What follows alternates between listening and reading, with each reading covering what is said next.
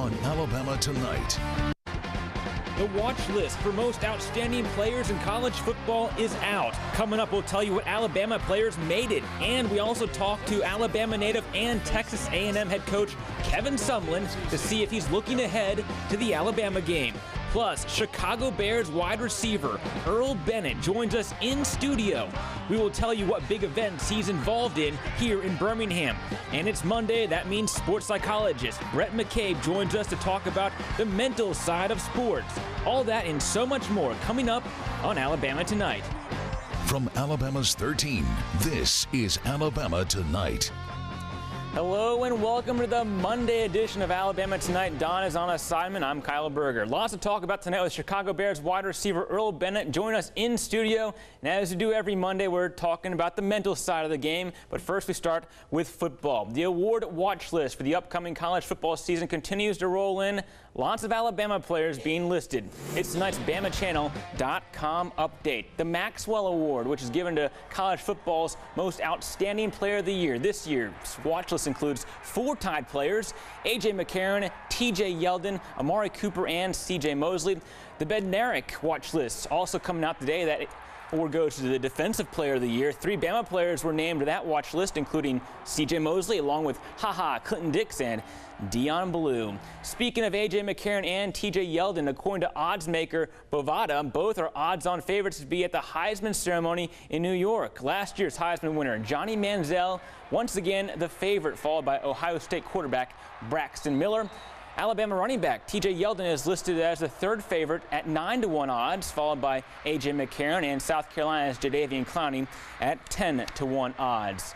ESPN's ranked the top 25 college football games of last season, and Bama played in 3 of the top 5. The Tide's only loss versus Texas A&M, along with the comeback in Death Valley against LSU and the back and forth SEC title game with Georgia, all in the top 5. ESPN is leaving the order of those top 5 up to you, and we'll air the top 25 games starting July 17th.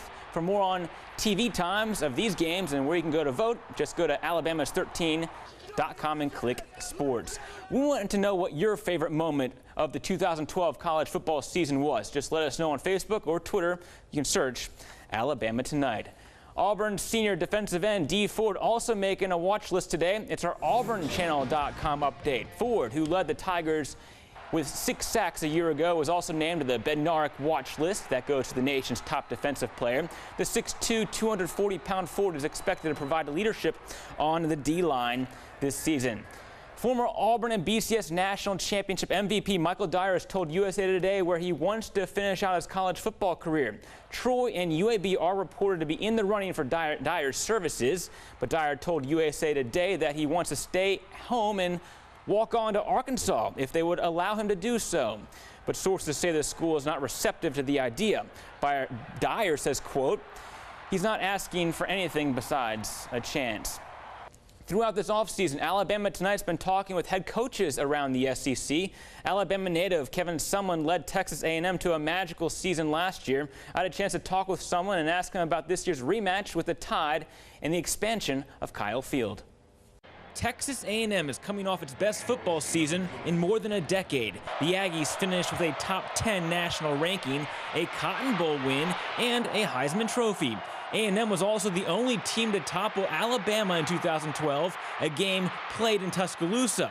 But the Crimson Tide gets a shot at revenge this season when it travels to College Station on September 14th. It's a game many have circled on the calendar, but not A&M head coach Kevin Sumlin. I've been around long enough to know that anybody on any given Saturday can beat you, whether it's our league or out of the non-league. So, you know, we're not in any place or any shape yet to just go out and pick out games to play. You know, we better be ready to play against Rice that first week, and we'll take it from there. Sumlin is settling into his 2nd year as head coach. He received a $1.1 million pay raise, up to $3.1 million annually, following his 11-2 season.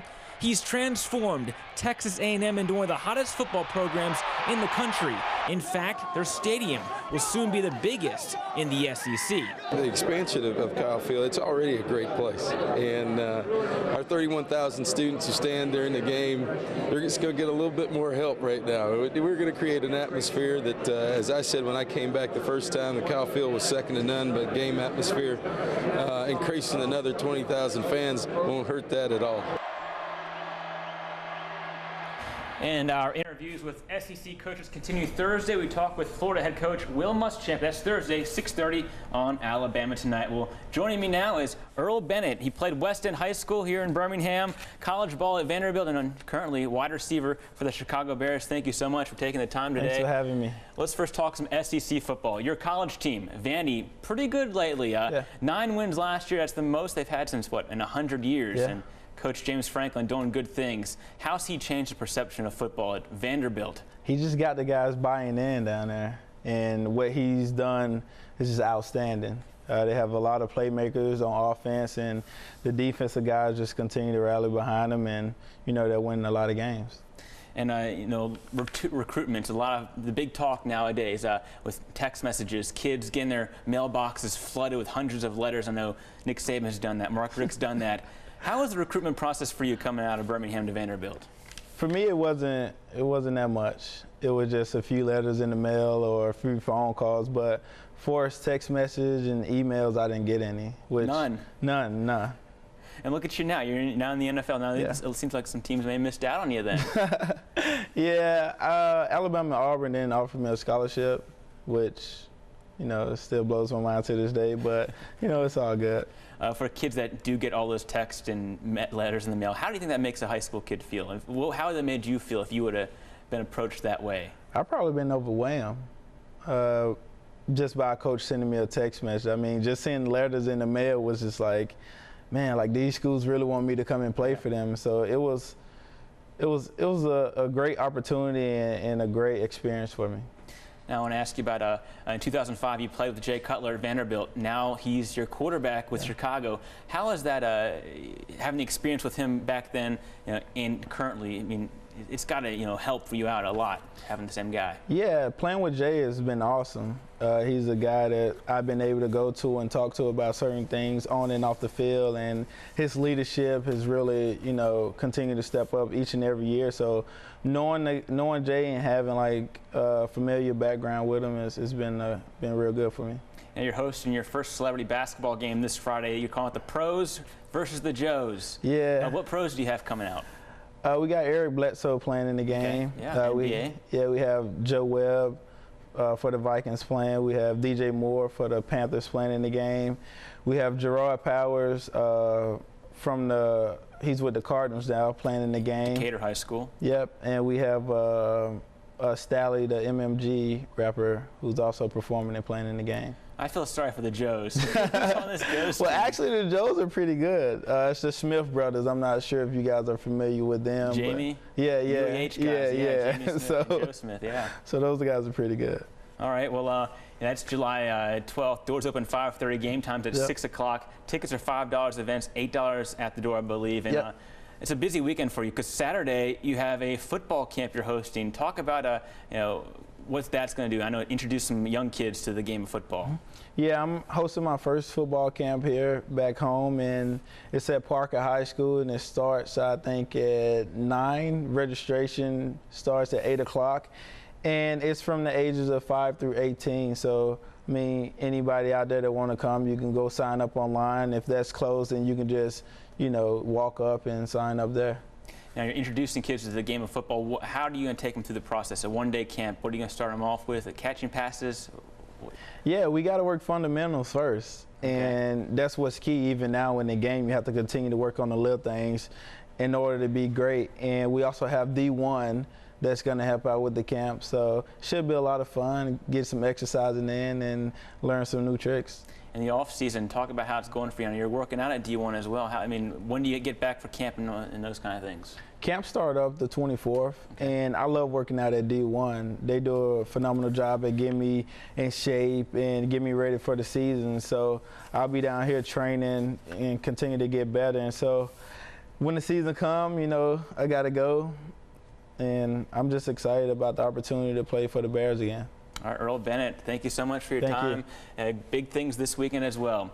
Well, it's Monday. That means sports psychologist Brett McCabe joins us next to talk about the mental side of sports. You're watching Alabama Tonight. Today's top story on BamaChannel.com is sponsored by Alpha Insurance. Today's top story on AuburnChannel.com is sponsored by Alpha Insurance. And welcome back to Alabama Tonight. Every Monday we look at the mental side of the game. Joining me now, sports psychologist Brett McCabe. And Brett, there are no easy decisions when it comes to Dwight Howard. He will now leave the Los Angeles Lakers and sign with the Houston Rockets on July 10th. The waffling has been going on ever since he left Orlando. He seems to be a guy that's kind of coddled through his whole career. What's going through his head? Well, I think when you're in the NBA, you're pretty much used to being coddled. I mean, these are multi-million-dollar athletes, but even bigger than that, they're really multi-million-dollar corporations, and there's a lot of factors that go into it. You know, you got to remember the number of people that are invested in Dwight Howard being successful. It creates a lot of difficulties on where they make decisions. You got to think about leaving California and the taxes to move to Houston. Probably something going on there. There was an article today about how a younger player was recruiting him to come in to play with him.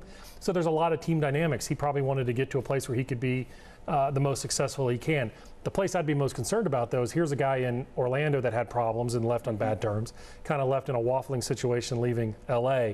If you're Houston, you got to be watching the team dynamic. He may fit in perfectly there. It might be a disaster. But what you're hoping for the administration is that they get him fully bought in to what the system is all about, and he knows his role where he can be most successful. Even with the problems in LA seemed to want him back. I mean, the city had billboards that said, "Stay, Dwight," and Coach D'Antoni, even though his system may not fit, he was in the meetings trying to keep him there. I mean, do you think it was more the fact that LA didn't want to lose somebody versus what they actually wanted to gain? Could be. I mean, you maybe don't want to lose a Dwight Howard. He's a big enough star to keep him in LA. He's a big enough star, but maybe they'll be better by subtraction. I mean, the Lakers are now competing with the Clippers. The Clippers are doing a lot of great things in the league, right across town, playing in the same arena, to be honest with you. Right. So maybe it's an addition by subtraction. And maybe to the public, D'Antoni and the leadership of the Lakers did not want to look like they lost a player, but maybe are probably a little happy. Let's see how he does. I mean, let's give it a season and learn about the chemistry. There's a lot of things that go into play about how a player can be shined and built up.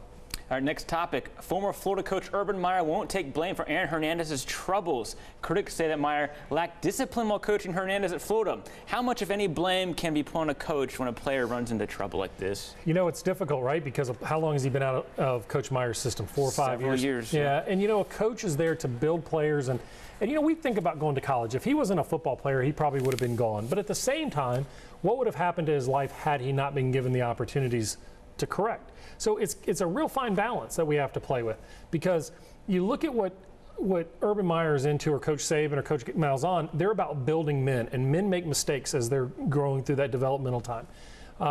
You know, can we throw stones at Coach Meyer? Coach Meyer keeps making some mistakes by going out in the media and stirring up that fire for himself. But you know, from a coaching standpoint, there's no such thing as bad publicity.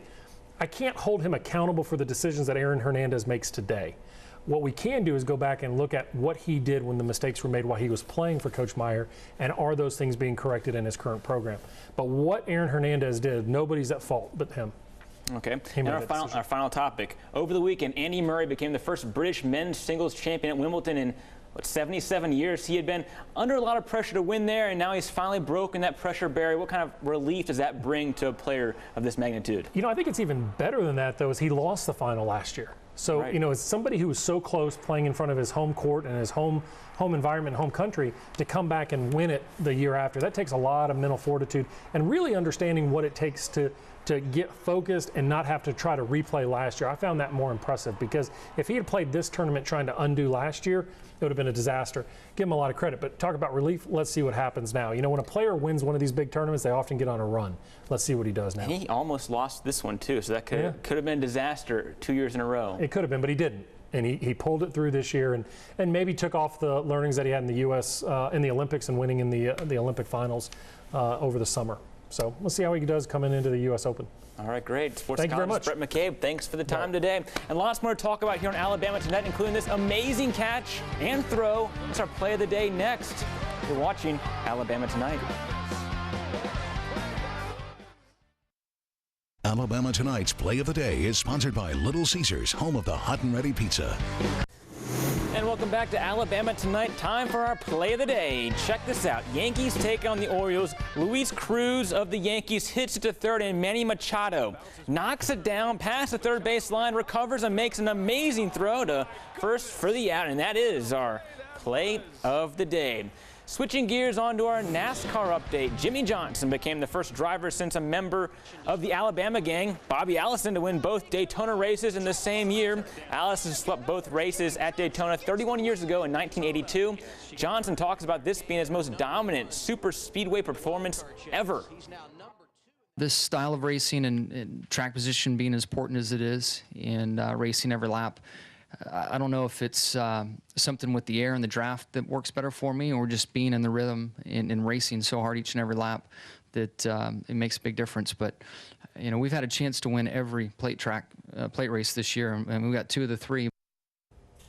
It was a soggy weekend, but what's the weather looking like for this week? Let's get a quick check of your forecast with Chief Meteorologist Jerry Tracy. Jerry. Hey, Kyle, it is looking a little better after that soaker on Saturday and all-day rain, so unusual this time of the year. Things are looking more typical summertime and will be for the next few days. You are looking at a cluster of thunder showers now, basically from the intersection of I-20, 59 and I-459 on southwest. Not really moving much, maybe drifting southward a little bit. It'll rain itself out, but in the meantime, some heavy downpours there, and also to the southeast of Kellerman here in eastern sections of Tuscaloosa County. So there is some rain out there. It's not nearly as widespread as it was earlier in the weekend. And we do have Tropical Storm Chantal. Now, the forecast track of this thing is for it to move rapidly toward the northwest. It's moving at about 28 miles per hour and probably make a turn here somewhere east of Cuba, most likely come up east of the Florida Peninsula. That's the latest forecast track. It could vary somewhat from that, but the models are in pretty good agreement, so I think they have a decent handle on where this is likely to go. By the way, it will run into some wind shear,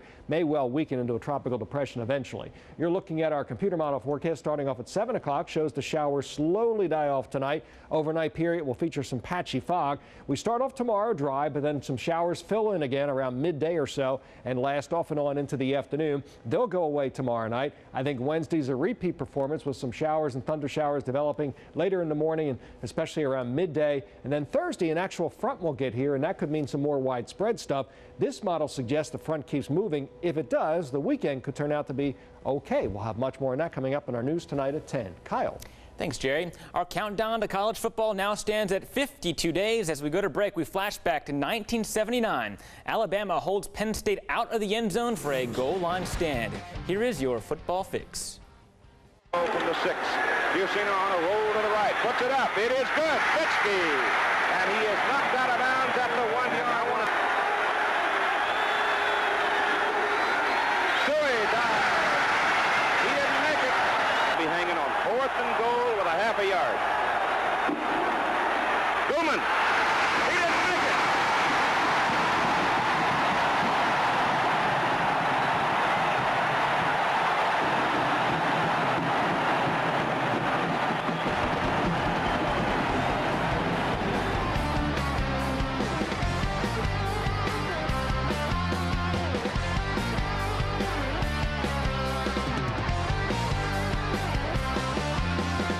Alabama Tonight's Football Fix is sponsored by Town & Country Ford.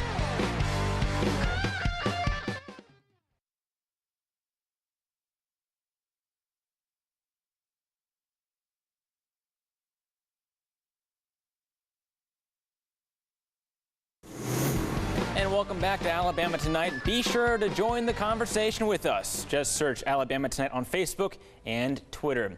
Well, that's going to do it for us. Join us tomorrow as we talk with artist Daniel A. Moore about his latest painting. Also, Dr. Emily Bell Casey from Andrews Sports Medicine joins us to talk about female athletes being more prone to injuries than males. That's it for us. Have a good night.